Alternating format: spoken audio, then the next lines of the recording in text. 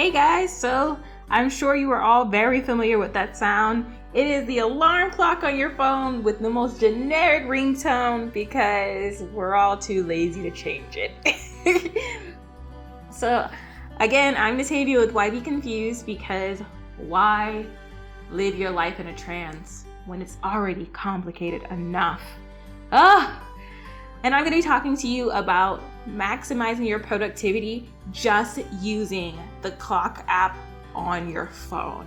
Something so simple, so basic, but it's often overlooked in our search for all these apps and systems that we need to go searching for instead of just using the things we have in front of us. So I don't know how many people have an actual physical alarm clock that sits on the side of their bed, but I feel like most people my age do not own one any longer. And that's just because my phone does everything I need, so might as well utilize it. And those alarm clocks, I really can't set all the different times on them. So let's go ahead and get into it. I'm gonna go ahead and open up my clock feature, and you can see I have 1 million alarms, all these alarms, but they all have a purpose. The first things first, waking up.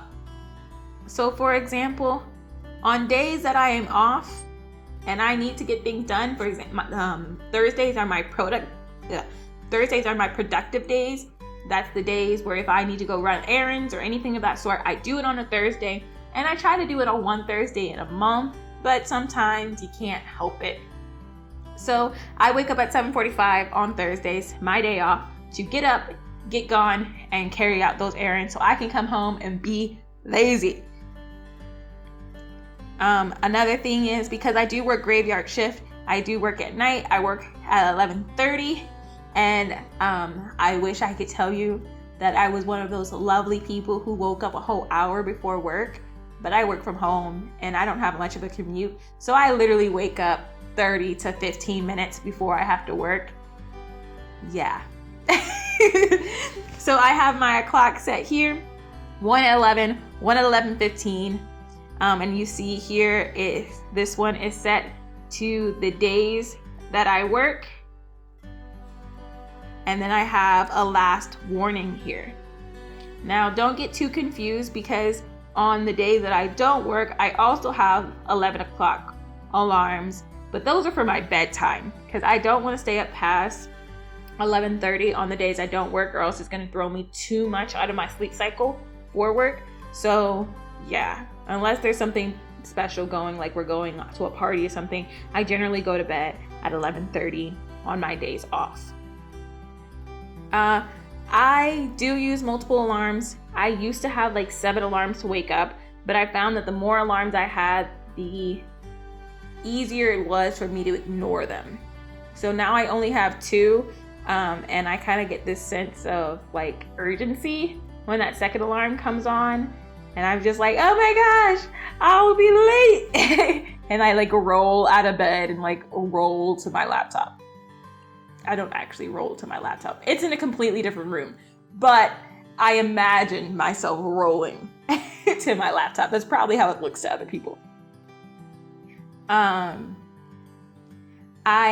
Although I do use my phone as an alarm clock to wake up, I do not sleep with my phone in my bed as much as I possibly can, because it's still an electrical device and things can still happen. And normally I'm charging when I sleep, and if anything caught fire, yeah, I wouldn't have enough time to respond. So that is a warning. Please, please, please, please, please do not sleep with your phone in the bed. For one, you'll roll over and muffle the alarm, and then that does nothing because you can't hear it. And 2, you could really be causing yourself some potential risk.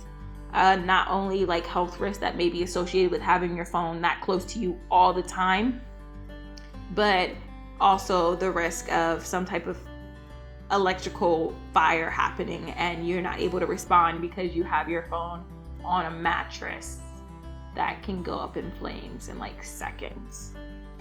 Yeah, no, we don't need those problems in our life. It's not that important.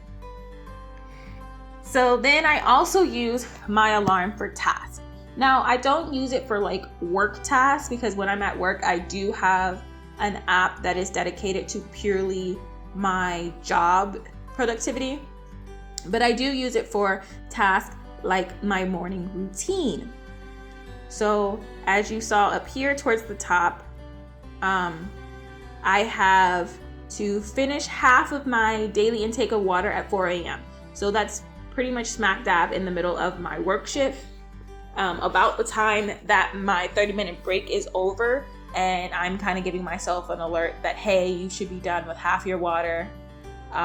If not, pick up the pace. At 8 a.m. I get off of work and I just kind of have an alarm there because there have been days where I've been like in the zone and have worked past the time I was supposed to. And since I do close for my job, I am the last one to leave. And so if I forget to leave, well, yeah. 8:05, I have scheduled to feed my cats, at 8:15 to work out. I have a shower and I take away the food that I gave my cats because I am trying to switch them to a raw food diet. So I am getting them used to having scheduled meal times. They are not very happy about that. 9:45, I clean up.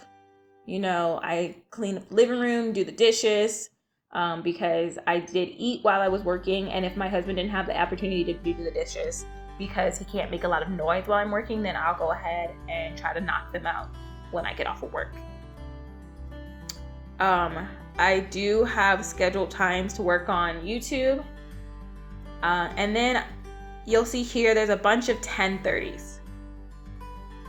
There's a ton of 10:30s here. And that's because I do different tasks on different days. So I'm learning how to do web design right now. So I'll do my web design class on Saturdays.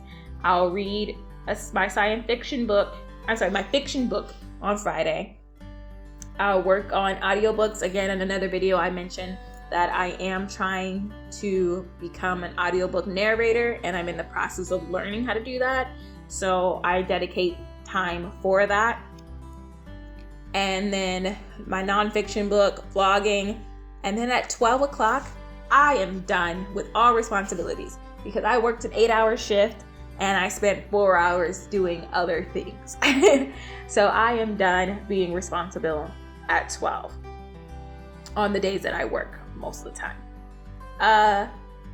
On the days I don't work, again, I tell you that Thursdays are my productive days. I should be back from whatever errand I'm running by noon, because I do try to leave out around 8-9 o'clock. We try to leave out pretty early to get through traffic and not have a crowd, because I can't stand standing in line at the grocery store. So I try to get there while everybody else is not even thinking about it.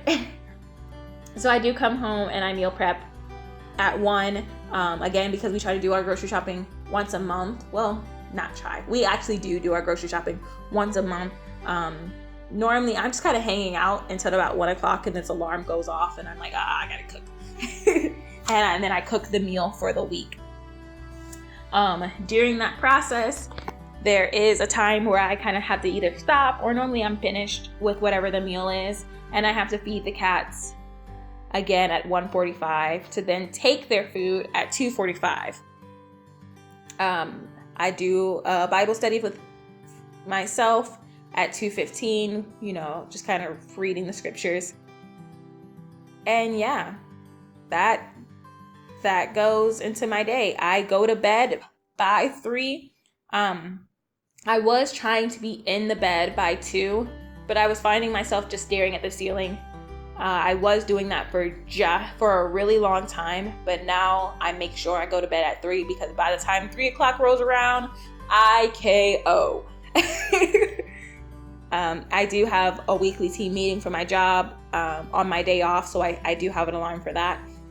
I have alarms for pretty much everything in my life, and this really gets me through. I have habit tracking apps. I have, the Pomodoro technique apps.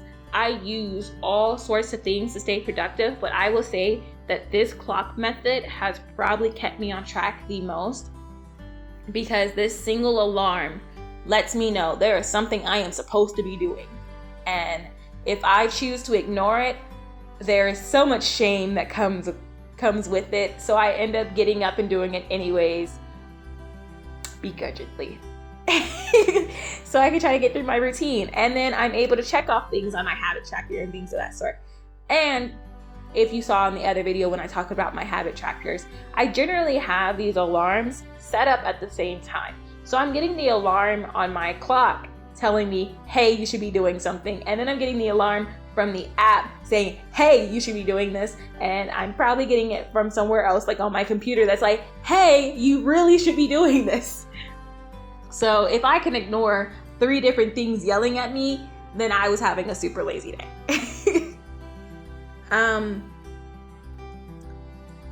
I know a lot of people use different sounds for different urgencies, but I've gotten really used to the ringtone I have. So any other ringtone actually does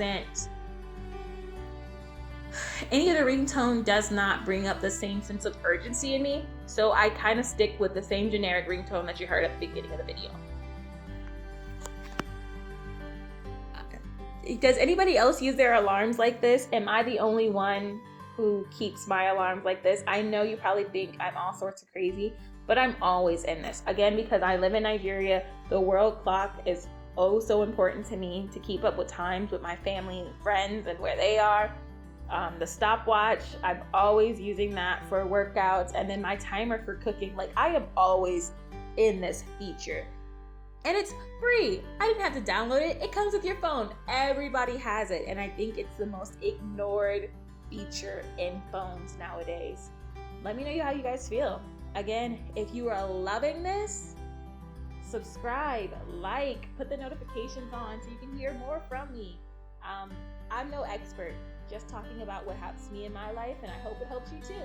Again, I hope you guys have a wonderful butterflies and rainbow filled day.